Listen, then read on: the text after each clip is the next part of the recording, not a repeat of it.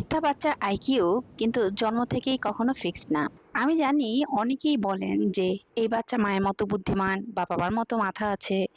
শুনতে সত্যিই মনে হয় জিনস একটা ভূমিকা রাখে, ঠিক আছে, কিন্তু বাকিটা মানে অনেকটাই নির্ভর করে আপনি আমি কি করছি তার উপর। আর সবচেয়ে বড় কথা হলো এই কাজগুলো আলাদা কিছু না, এগুলো আমরা প্রতিদিন এমনিতেই করে থাকি, শুধু একটু সচেতনভাবে করতে হবে।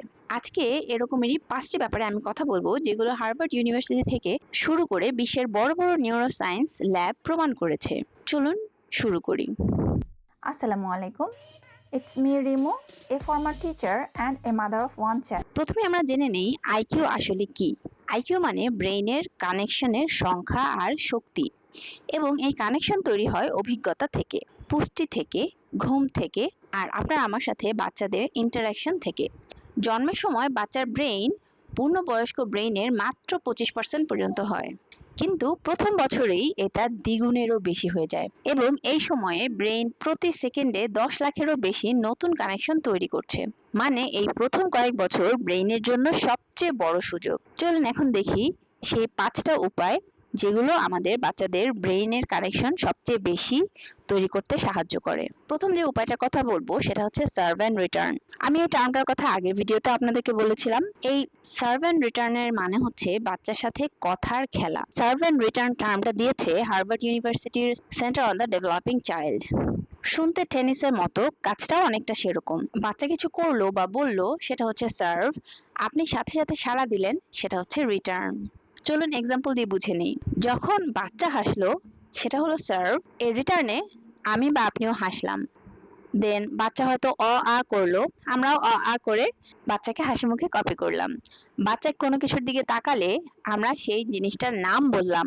বাচ্চা কাঁদলে আমরা কোলে তুলে নিলাম। প্রতিটা রিটার্নে ব্রেইনে একটা নতুন কানেকশন তৈরি হচ্ছে। এই কানেকশনগুলোই তৈরি করছে ভাষার দক্ষতা, সামাজিক বুদ্ধি, চিন্তা শক্তি। কিন্তু এই ব্যাপারগুলো স্ক্রিনের মাধ্যমে কখনোই হবে না।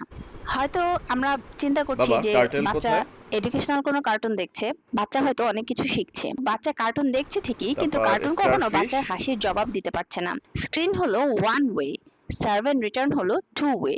সো আমরা যেটা করতে পারি আজকে থেকেই বাচ্চার সাথে চোখে চোখ রেখে কথা বলতে পারি, সে যাই করে তার জবাব দিতে পারি। এটাই কিন্তু বাচ্চার জন্য সবচেয়ে বড় ব্রেইন এক্সারসাইজ। দেন উপায় নাম্বার 2 হচ্ছে সেন্সরি প্লে। আমি জানি অনেক মা বলেন বাচ্চাকে কিছু একটা দিলেই অনেক বেশি নোংরা করে ফেলে, বাচ্চা পাউডার মাখামাখি করে ফেলে, বাচ্চাকে রান্নাঘরে আনলে ময়দা ফেলে দেয়, চাল ফেলে দেয়, ডাল ফেলে দেয়, জিনিসপত্র ফেলে একেবারে মাখামাখি করে ফেলে। কিন্তু এটাই কিন্তু ব্রেইনের সেরা ওয়ার্কআউট। কেন বলুন তো? বাচ্চা যখন নরম কিছু ধরে, শক্ত কিছু ধরে, পানি দিয়ে খেলে, চাল এক পাত্র থেকে আরেক পাত্রে ঢালে, তার ব্রেইন সেই সময় শিখছে এই জিনিসটা কেমন লাগছে ধরতে, কেমন ফিল হচ্ছে, এটা ফেলে দিলে কি হচ্ছে, বা এই জিনিসটা বাটিতে ভরলে কি হচ্ছে। এই কজ অ্যান্ড ইফেক্ট বোঝাটাই লজিক্যাল থিঙ্কিং এর ভিত্তি। এবং আরেকটা ব্যাপারও কিন্তু আছে, সেটা হচ্ছে পিকাবু খেলা। যখন আমরা মুখ লুকিয়ে ফেলি আবার পিকাবু দিয়ে বাচ্চার সামনে আসি, বাচ্চা কিন্তু হাসে। এটা কিন্তু শুধু ফান না, এই খেলা বাচ্চাকে শেখাচ্ছে যেটা দেখা যায় না সেটাও আছে। সায়েন্সে এটাকে বলে অবজেক্ট পার্মানেন্স। এটা মেমোরি ডেভেলপমেন্টের একটা বড় স্টেপ। সো আজকে আমরা যেটা করতে পারি, যে কোনো ধরনের সেন্সরি প্লে বাচ্চাদেরকে দিতে পারি, যেমন পানি দিয়ে, চাল দিয়ে, ডাল দিয়ে, যে কোনো ধরনের সেন্সরি গেমই কিন্তু বাচ্চার ব্রেন ডেভেলপমেন্টে অনেক বেশি হেল্প করে। আর এসব কারণে যদি অনেক বেশি মেস হয়ে যায় তাহলে আমরা একটু চেষ্টা করব পরিষ্কার করতে। এই মুহূর্তে যেহেতু বাচ্চা শিখছে আমরা এইটুকু স্যাক্রিফাইস তো করতেই পারি। দেন বাচ্চার সাথে অনেক অনেক বেশি পিকাবো খেলতে পারি। আর ছোট বয়সের বাচ্চাদেরকে অবজেক্ট পার্মানেন্স বক্সও কিন্তু দিতে পারি, যেখানে ওরা দেখছে যে বলটা কিছুটা সময়ের জন্য হারিয়ে যাচ্ছে আবার সেটা ফেরত আসছে। দেন 3 নাম্বার যে পয়েন্টের কথা বলবো সেটা হচ্ছে ব্রেইন নিউট্রিশন। ব্রেইন তৈরি হতে র ম্যাটেরিয়াল লাগে। ব্রেইনের নিউরনের চারপাশে একটা আবরণ তৈরি হয় যেটাকে বলে মাইলিন। এই মাইলিনের কাজটা কি? ধরুন একটা তার আছে, ইনসুলেশন নেই, সিগন্যাল উইক হয়ে যায়। ইনসুলেশন আছে, সিগন্যাল দ্রুত হয়ে যায়, কোনো লস নেই। ব্রেইনেও ঠিক একই রকম, মাইলিন হলো সেই ইনসুলেশন। আর এই মাইলিন তৈরি করতে দরকার নির্দিষ্ট কিছু খাবার। এই খাবারগুলোর মধ্যে সবচেয়ে জরুরি যে 5টা উপাদান ব্রেইন ডেভেলপমেন্টের জন্য, সেগুলো হচ্ছে ডিএইচএ, ওমেগা 3 ফ্যাটি অ্যাসিড। এই ওমেগা 3 কিন্তু ব্রেইন সেলের দেয়াল তৈরি করে। আর এই ওমেগা 3 আমরা পেতে পারি সামুদ্রিক মাছ থেকে, ডিম থেকে অথবা ফ্ল্যাক্স সিড থেকে। দেন নেক্সট যে জরুরি উপাদানের কথা বলবো সেটা হচ্ছে আয়রন। আয়রন ব্রেইনে অক্সিজেন পৌঁছে দিতে সাহায্য করে। আয়রন আমরা পেতে পারি কলিজা থেকে, মাংস থেকে, ডাল থেকে বা ফল শাকসবজির মধ্যে পমেগ্রানেট বা আনার থেকে এবং বিটরুট থেকে।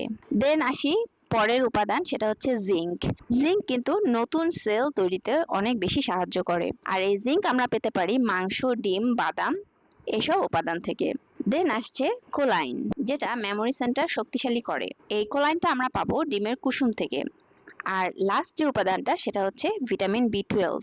ভিটামিন বি12 আমাদের নার্ভ সুস্থ রাখে। ভিটামিন বি12 আমরা পেতে পারি দুধ, মাংস, ডিম, চিজ এসব থেকে। সো আমরা ট্রাই করব প্রতিদিনকার খাদ্য তালিকায় পুষ্টিকর এসব উপাদান রাখতে। ডিম, ছোট মাছ, ডাল, বাদাম এই ধরনের উপাদান অবশ্যই আমরা প্রতিদিন রাখার চেষ্টা করব। দেন পয়েন্ট নাম্বার 4 হচ্ছে ঘুম। অনেক সময় দেখা যায় মুরব্বীরা বলে থাকেন যে রাতে ঘুমালে বুদ্ধি বাড়ে। আমরা হয়তো অনেকেই মনে করি এটা মিথ, কিন্তু এটা আসলে 100% ট্রু। এই ব্যাপারটার মেকানিজমটা কি? দিনে বাচ্চা যা শিখলো, নতুন শব্দ, নতুন মুখ, নতুন অনুভূতি, এগুলো তখনও প্রপারলি কিন্তু স্টোর হয় না। রাতের ঘুমের সময় বিশেষত রেম স্লিপে ব্রেইন সেগুলো পার্মানেন্ট মেমোরিতে রাখে। এই রেম স্লিপ হলো ব্রেইনের সেভ বাটন। নবজাতকের মোট ঘুমের 50%ই হলো রেম স্লিপ। মানে ঘুমের অর্ধেক সময় ব্রেইন অ্যাক্টিভলি শেখা জিনিস গেঁথে নিচ্ছে। ঘুম ঠিকমতো না হলে কি হয়? নতুন কিছু শেখার ক্ষমতা কমে যায়, মনোযোগ কমে যায় বা ফোকাস করার অ্যাবিলিটি কমে যায় এবং ব্রেইনের কানেকশনও কিন্তু আস্তে আস্তে দুর্বল হয়ে পড়ে। সো আমরা অবশ্যই চেষ্টা করব বাচ্চাদের রাতে 9টার মধ্যে শুয়ে দিতে। ঘুমের 2 থেকে 3 ঘন্টা আগে স্ক্রিন অবশ্যই বন্ধ করতে হবে এবং ঘুমের একটা নির্দিষ্ট রুটিন আমরা তৈরি করব। প্রতিদিন সেম সময় আমরা বাচ্চাকে ঘুমাতে নিয়ে যাব। লাস্ট যে উপায়টার কথা বলবো আইকিউ বাড়ানোর জন্য সেটা হচ্ছে শান্ত পরিবেশ। আমরা কি কি কাজ করলাম? ব্রেইনের নিউট্রিশন দিলাম, ব্রেইনকে ঘুমিয়ে মেমোরি স্টোর করতে দিলাম, দেন খেলতে দিলাম পিকাবু বা সেন্সরি গেম। এসব কিছুই ঠিক আছে, কিন্তু বাড়িতে যদি সব সময় ঝগড়া হয়, চিৎকার হয়, টেনশন থাকে, তাহলে কিন্তু বাকি সব কিছু অনেকটাই বৃথা। কেন বলুন তো? বাচ্চার ব্রেইন যখন ভয় পায় বা টেনশন অনুভব করে, শরীরে একটা হরমোন বের হয়, এর নাম কর্টিসল বা স্ট্রেস হরমোন। সাময়িক স্ট্রেসে এটা ঠিক আছে, কিন্তু দীর্ঘদিন এই হরমোন বেশি থাকলে কিন্তু বাচ্চাদের ব্রেইনের অ্যামিগডালা অতিমাত্রায় সক্রিয় হয়ে যায়। বাচ্চা সবসময় ভয়ের মধ্যে থাকে। দেন হিপোক্যাম্পাস ছোট হয়ে যায়, যার কারণে শেখার ক্ষমতা কমে আসে এবং প্রিফ্রন্টাল কর্টেক্স দুর্বল হয়। মেজাজ নিয়ন্ত্রণ কঠিন হয়ে পড়ে। সায়েন্স এটাকে বলে টক্সিক স্ট্রেস। এই ক্ষতি দীর্ঘস্থায়ী হতে পারে, কিন্তু আমরা যদি এই ধরনের পরিবেশটাকে অ্যাভয়েড করে যতটা সম্ভব বাবা মায়ের ভালোবাসা, কোলে নেওয়া, শান্ত কণ্ঠে কথা বলা এইগুলো কন্টিনিউ করতে পারি, এই সব কিন্তু কর্টিসল কমিয়ে দেয়। মানে আপনার আমার উপস্থিতি নিজেই বাচ্চার ব্রেইনের মেডিসিন। সো আজকে থেকে আমরা যেটা করতে পারি বাচ্চার আইকিউ বাড়ানোর জন্য সেটা হচ্ছে বাচ্চার সামনে ঝগড়া একেবারেই এড়িয়ে চলবো। আমরা নিজেরা যদি রাগ হই, নিজেদেরকে শান্ত হওয়ার সময় দেব। দরকার হলে যখন আমরা বুঝতে পারছি যে আমরা রেগে যাচ্ছি, তখন ওই জায়গাটা থেকে সরে আসবো, আগে নিজেকে শান্ত করব, দেন আমরা আবার ওই সিচুয়েশনকে ট্যাকেল করব।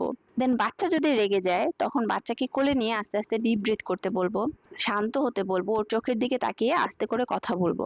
দেন প্রতিদিন কিছুটা সময় হলেও শুধুমাত্র বাচ্চাকে দেওয়ার চেষ্টা করব। পুরোপুরি বাচ্চার উপরে সময়টা ডেডিকেট করব। একটা কথা আমরা মনে রাখার চেষ্টা করব যে আমার আপনার যদি শান্ত মন হয়, তখনই কিন্তু বাচ্চার শক্তিশালী ব্রেইন ডেভেলপ হয়। সো এই ছোট ছোট মুহূর্তগুলোই আমার আপনার বাচ্চার কিন্তু ব্রেইন তৈরি করছে, আইকিউ কম বা বেশি নির্ধারণ করছে। সো ভিডিওটা ইউজফুল লাগলে অবশ্যই লাইক দিন, নতুন বাবা মার সাথে শেয়ার করুন। সবাই ভালো থাকবেন। আল্লাহ হাফেজ।